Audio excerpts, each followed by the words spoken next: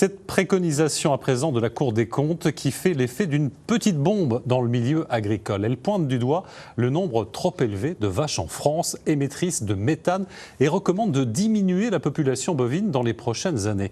La Cour des comptes qui précise que la filière est responsable de près de 12% des émissions de gaz à effet de serre de notre pays. Mais dans les exploitations, cette recommandation passe plutôt mal. Voyez ce reportage de Laurent Parisot et Boris Krachmar.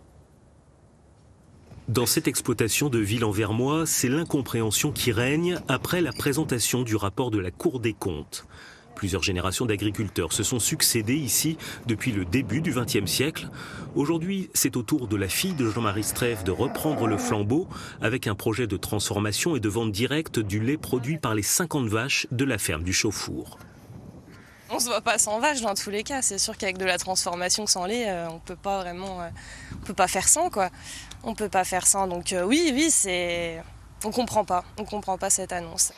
L'avenir de cette exploitation repose beaucoup sur ce projet de vente de yaourts et de fromage. La diminution du nombre de vaches aurait plusieurs conséquences. Si je supprime mes pâtures en supprimant mon élevage, je ferai des céréales avec des phytos et tout. Je sais pas si ça sera beaucoup mieux.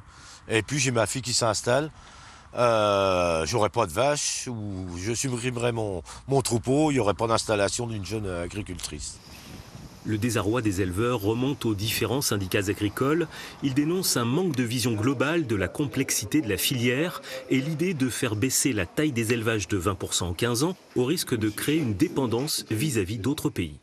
La problématique, elle est simple, c'est qu'on a déjà un cheptel qui baisse, et on a une consommation de viande qui baisse moins vite que le cheptel, donc on importe.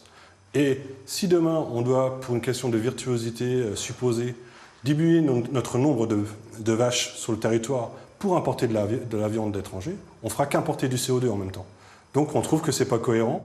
Le gouvernement doit présenter en juin des mesures concrètes pour réduire les émissions de gaz à effet de serre. Le monde agricole se dit prêt à se faire entendre des pouvoirs publics pour assurer l'avenir de la filière bovine.